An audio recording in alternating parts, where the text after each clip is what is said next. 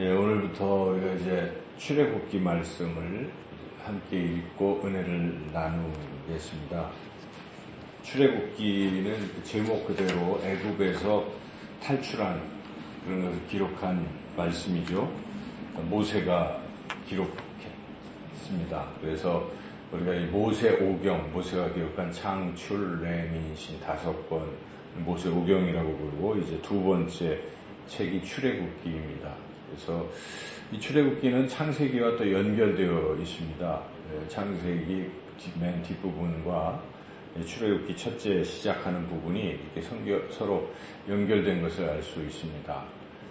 내용으로 보면은 이 창세기는 하나님께서 인류를 구원하시기 위해서 한 백성을 이제 세우시는 거죠. 그래서 아브라함을 택하시고 그에게 약속을 주시죠. 내가 너로 큰 민족을 이루겠다. 그리고 너를 통해서, 너의 민족을 통해서 사람들이 복을 받게 할 것이다. 바로 아브라함의 후손 예수 그리스도를 통해서 인류를 구원하시려는 하나님의 계획이시죠. 그래서 그 과정에서 하나님께서는 이 이스라엘이라는 백성을 이제 크게, 강하게, 많게 이루게 하시고 이스라엘 백성을 약속의 땅 가나안으로 들여보내시고 하는 이제 이런 계획을 지금 진행하고 계시는데, 우리가 깨닫게 되는 것은 하나님께서 계획하시는 일, 하나님께서 약속하시는 것은 반드시 이루어진다는 사실입니다. 하나님께서 아브라함에게 내가 네 민족을 이렇게 창대케 하고 가나안 땅에 들어가겠다 하셨는데, 그 약속대로 지금 첫 번째 약속대로 이스라엘 민족이 이렇게 강대해지는 것, 수가 많아지고 강대해지는 것이 이루어진다는 것이죠. 그래서 오늘 우리가 읽었던 출애굽기 1장에서 그게 이렇게 쭉 보여지지 않습니까? 좀 이따가 이제 출애굽기 1장에 대해서 같이 은혜를 나눌 것이고, 그래서 하나님의 약속이 성취된다는 것을 우리가 이 출애굽기를 통해서 볼 수가 있고, 그 내용은 그 약속대로 이스라엘이 큰 민족을 이루어서 드디어 하나님의 백성 공동체가 된다는 것입니다. 그래서 중간에 보면은 시내산 언약이 나오는데, 그 19장에서 만나서 20장부터 23장까지 이렇게 시내산 언약의 내용이 나오고, 언약식을 체결하는 게 24장에 나오는데요. 그래서 그 언약식을 통해서 이제 드디어 이스라엘 백성이 하나님의 백성이 된다는 것입니다. 그래서 나는 너의 하나님이 되고 너는 나의 백성이 될 것이다 하는 그 쉽게 시내산 언약의 핵심이죠. 그래서 드디어 이스라엘 백성이 하나님의 백성 공동체를 이루게 되었다 하는 것.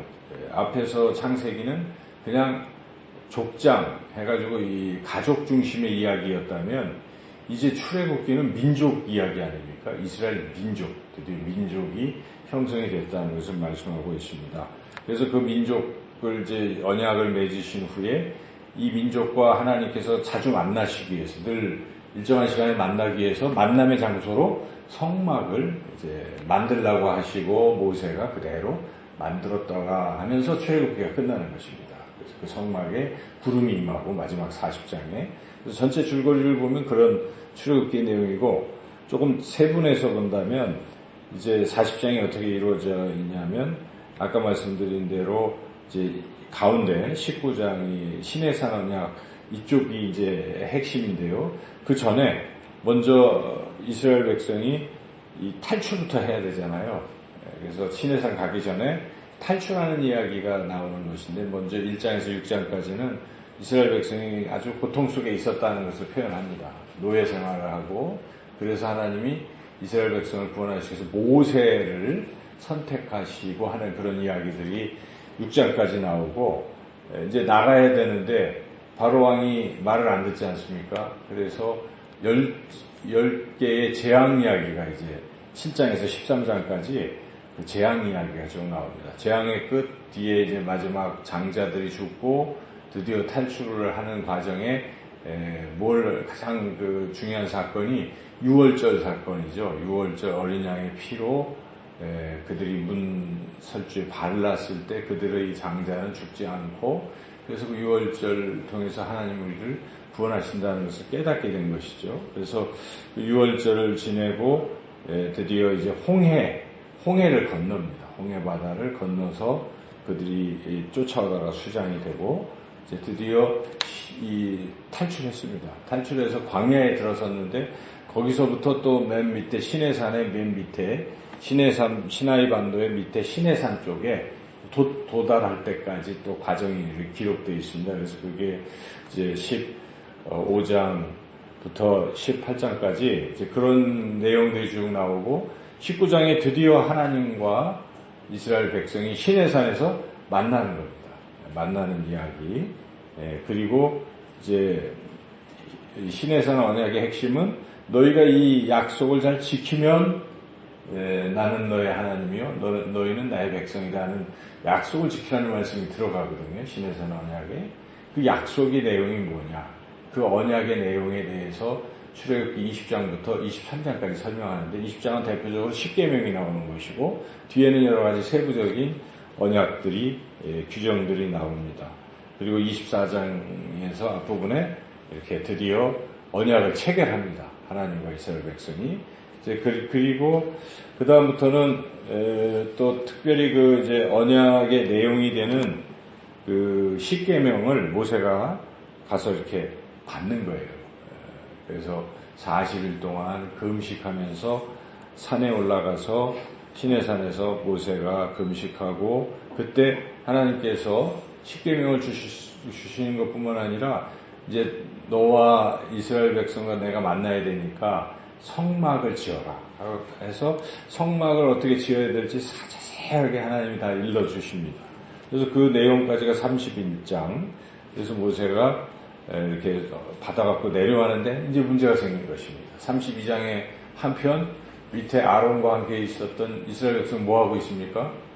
금송아지 만들어가지고 하나님 대신 다른 것을 섬기니까 모세도 진노하고 하나님도 진노하시고 그래서 모세가 받은 이 언약궤를 던져버리고 하나님은 이 백성은 도저히 안 되겠다. 이럴 때 모세가 차라리 저를 죽여주십시오 하고 모세의 중보기도가 시작이 됐고 하나님이 들으시고 다시 올라와라. 다시 또 40일 동안 모세가 금식하면서 돌판을 다시 받아갖고 내려와서 이스라엘 백성과 제 언약을 체결하는 것이 이제 34장입니다. 그리고 나머지 35장부터 끝까지는 이제 그 처음에 받았던 성막을 어떻게 세워야 되느냐 하는 그 받은 말씀 그대로 모세가 이스라엘 백성과 함께 성막을 다 완성하는 것. 그리고 마지막 장면에 성막이 완성했을 때 하나님의 영광이 구름 가운데에 충만해서 이제 성막에 하나님이 드디어 임재하심으로 하나님이 거기 계시는 것이죠. 이런 내용이 출애굽기의 내용입니다. 이런 내용을 여러분들이 머릿속에 이렇게 염두에 두고 이제 한 장 한 장 자세하게 은혜를 받겠습니다. 오늘 1장 말씀입니다. 1장 말씀은 1장의 1절에서 7절까지는 그 약속이 성취됐다는 것을 보여주시는 아주 귀한 말씀인데 거기에 보면 특별히 7절이 상당히 의미가 있습니다. 7절을 같이 읽어보겠습니다.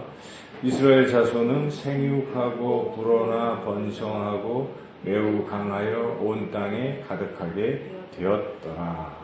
그 약속이 성취됐잖아요. 하나님께서 아브라함에게 너희 자손이 바닷가에 모래알같이 밤하늘의 별처럼 그렇게 많아질 것이다 라고 약속을 하셨는데 과연 그 약속대로 온 땅에 충만했다라고 이렇게 많아졌다. 이 기간이 그렇게 길지가 않습니다. 한 300년 정도밖에 안 돼요. 근데 300년 만에 70명으로 지금 여기 처음에 시작이 70명이잖아요. 5절에 보면 모두 70명이었다 하는데 지금 그 나중에 출애굽할 때 인원 이런 걸 따져보면 장정만 60만이고 가족 뭐 하면 수백만이 되겠죠. 그러니까 수백만 명으로 불었다는 것입니다. 300년 만에 70명이 참 엄청나게 자녀들을 많이 출산했고 또 죽지 않고 살았고 이래가지고 이렇게 자손이 막 많아진 것 아니겠습니까? 하나님께서 약속하신 것이 성취되었다 하는 것이죠. 그래서 우리는 이 장면에서 하나님의 약속은 반드시 성취된다 이런 믿음을 우리가 가지고 하나님 우리에게 예수 그리스도를 믿음으로 하나님 나라 천국을 주신다고 약속하셨잖아요. 그래서 우리는 천국에 들어갈 것이라는 확실한 소망, 믿음을 가지고 늘 천성을 향해 날마다 소망 가운데 이렇게 걸어 나가야 된다는 것입니다. 또 한 가지, 또 이제 18절부터 오늘 1장 끝부분까지 보면 거기에 내용은 이스라엘 백성이 굉장히 고난을 당한다는 것입니다. 고난을. 그래서 백성이 굉장히 강대해지니까 애굽이 긴장했습니다. 그래서 애굽의 왕도 바뀌고 요셉 있을 때만 해도 그렇게 잘해주던 바로왕이 이제 다른 바로왕이에요. 다른 왕조가 들어서서 거기는 아주 정책이 바뀌었고 실제로 그들 입장에서도 이게 뭐 같이 더불어 살기에는 어렵고 그래서 어쨌든 노예로 부려야 되겠다 해서 노예 삼는 이야기가 쭉 나오는 거예요. 그래서 거기에 막 일을 더 많이 어렵게 시키고 막 그러다가 그래도 안 되니까 나중에는 인구를 좀 줄여야 되겠다. 인구가 더 늘어나면 우리보다 더 강대해지니까 그래서 산파들을 보내서 어떡합니까? 아들 낳으면 다 죽여라. 이런 명령까지 하고 하는 거죠. 그렇지만 이렇게 이제 애굽이 이스라엘을 괴롭히고 학대하고 이러지만 우리가 여기서 또 느끼는 게 무엇입니까? 하나님께서 이스라엘 백성을 보호하고 계시다는 것을 우리가 또 깨닫습니다. 여기 특별히 산파들이 왕이 그렇게 얘기했지만 예를 들어 시브라와 부하라는 사람을 비롯해서 이 산파들이 그대로 왕의 명령을 안 듣잖아요. 그래서 여기 보니까 죽여라 했지만은 살려두고 있습니다. 17절에 한번 읽어볼까요? 그러나 산파들이 하나님을 두려워하여 애굽 왕의 명령을 어기고 남자 아이들 살린지라. 이게 다 하나님이 역사하신 것입니다. 그들의 마음에 두려움을 느끼게 하시고 그래서 하나님을 또한 경외하도록 그렇게 인도하셔서 이들이 애굽 왕의 이야기를 듣지 않고 하나님을 두려워해서 이스라엘 백성을 그냥 그렇게 보호했다는 것이죠. 그래서 그 백성은 더욱더 번성해지고 강해졌습니다. 그래서 이게 다 하나님의 은혜 가운데 이렇게 되었다는 것이죠. 그리고 산파들은 복을 받아서 21절에 보니까 그 산파들은 하나님을 경외하였으므로 하나님이 그들의 집안을 흥왕하게 하신지라. 하나님을 경외하는 자를 하나님이 이렇게 또 복을 주신다는 것을 또 기록하고 있죠. 그래서 하나님께서 지금 핵심은 이스라엘 백성을 택하셔서 강대하게 하시고 그 애굽 왕을 통해서 그 민족에게 고난을 받았지만 하나님이 이렇게 또 피할 길을 내시고 막아주신다는 것이죠. 우리의 삶도 동일합니다. 우리가 하나님의 자녀로 이렇게 선택을 받았잖아요. 이스라엘 백성처럼. 그리고 이 땅에서 살아가고 있는데 하나님은 우리를 보호하신다는 것입니다. 그리고 하나님의 백성들에 대해서 세상은 대적하게 돼 있다는 것입니다. 여기 이스라엘을 애굽이 처음에는 선대하는 듯 했지만 자기네들이 불리하니까 대적하고 이러잖아요. 그러니까 우리 교회 공동체, 하나님의 백성 공동체는 결국 또 흥왕해질 것이고 그로 인해서 세상은 하나님의 백성 공동체를 대적할 수가 있다는 것이죠. 대적합니다. 사도행전을 봐도 그렇게 교회가 막 성장하니까 어떡합니까? 사탄이 이런저런 걸로 방해하잖아요. 맞습니다. 그래서 하나님의 백성 공동체를 세상은 미워하고 박해합니다. 우리 예수님께서 마지막 고별 설교를 하실 때 제자들에게 그러셨거든요.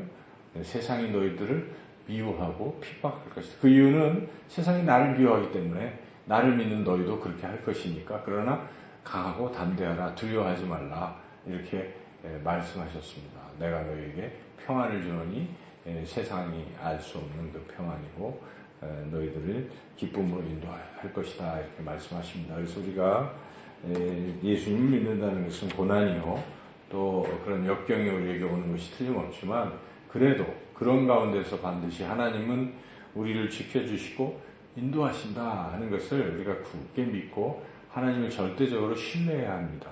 지금 애굽 백성, 이스라엘 백성들은 이렇게 하나님의 인도하심을 맛보기 시작했는데 이후에 계속 하나님은 이스라엘 백성을 보호하셔서 출애굽을 시키실 텐데 이러한 과정에 이스라엘 백성들이 어떻게 반응을 해야 될 것이냐 하는 것인데 뭐 결국은 우리가 믿음으로 하나님을 신뢰하고 의심이 가고 어렵고 이런 때도 흔들리지 말고 하나님을 더욱더 신뢰하고 나가야 하나님이 원하시는 그런 계획이 또 성취되는 것이죠. 그래서 오늘 이 1장 말씀에서 우리는 특별히 하나님의 약속은 반드시 성취된다는 것, 그리고 하나님의 백성 공동체는 세상으로부터 이런 어려움을 겪게 돼 있다는 사실, 그렇지만 하나님은 우리를 항상 지키신다는 믿음을 가지고 오늘도 주님의 약속과 또 보호하심과 인도하심을 굳게 믿고 승리하는 복된 하루가 되시기를 주님의 이름으로 축원합니다.